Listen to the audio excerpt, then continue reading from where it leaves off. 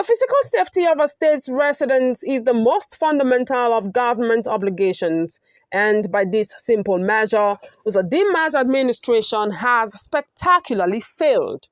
Moreover, the human rights situation in the state has deteriorated at an alarming rate. Unlawful detentions, arrests without warrants, and other rights abuses have burgeoned.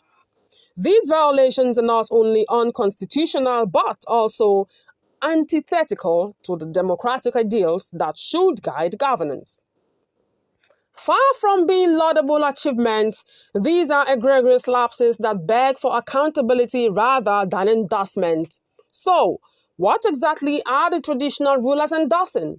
It appears that their support has less to do with tangible accomplishments and more to do with political patronage. The implication is as dire as it is old. Traditional authority figures continue to be swayed more by personal gains and vested interests than by the welfare of the people they claim to represent. In endorsing Governor Uzodinma, these traditional leaders have not merely done a disservice to their constituents, they have perpetuated a culture of political impunity and unaccountability. The public's trust in traditional institutions has been eroded further, and the democratic ethos of the nation weakened. What we have witnessed was not an endorsement of an effective leader, but a glaring example of allegiance being traded for patronage. This age-old tradition of favoritism and short-term gain over public welfare undermines the very essence of governance and brings into question the role of traditional authorities in modern-day Nigeria. As the state navigates the murky waters of Nigerian politics, the endorsement serves as a grim reminder that the currency of political loyalty often eclipses the imperative for effective governance. If this is the system under which Uzodinma gains a second term, it will not just be a loss for the people of Imo State, but a blow to the democratic principles that should be the bedrock of Nigerian society. An ominous signal for democracy, the perils of endorsement over ethics. In a move that jars the senses and raises grave questions about the health of Nigeria's democratic institutions, this endorsement of Uzodinma by the traditional rulers is not merely a nod to an incumbent, it is a disquieting statement about the state of our democracy, the role of traditional institutions, and the fragility of public trust. The endorsement symbolizes a darker truth. The willingness of supposed custodians of culture, tradition, and public welfare to bargain away the future of their communities for short-term gains. These traditional rulers, who should ideally serve as the moral compass and cultural custodians of their community, have shown that they are willing to compromise these sacred responsibilities. In throwing their weight behind a leader whose tenure has been marked by widespread insecurity, alleged corruption, and deteriorating human rights conditions, these rulers have displayed a startling ethical malleability. This act does not merely raise questions about the ruler's judgment.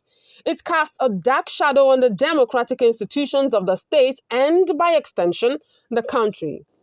It forces us to ask, what is the role of traditional leaders in modern governance?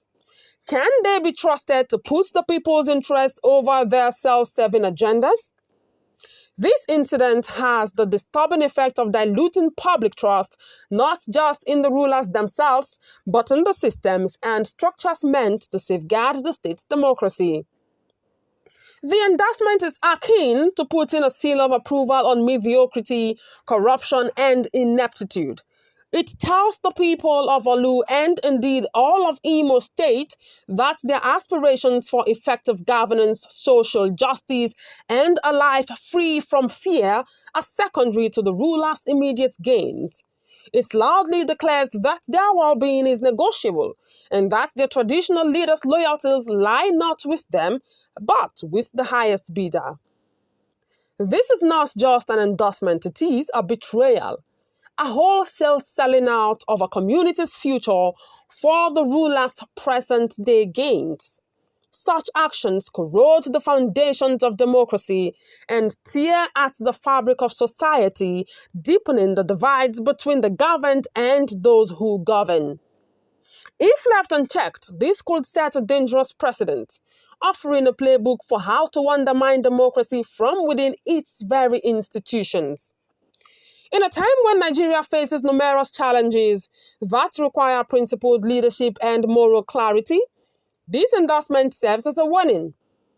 The people must recognize it for what it is, an ominous signal, and respond accordingly. Because in the end, the health of a democracy is not just about the leaders who run it, it is also about the institutions that are supposed to hold those leaders accountable.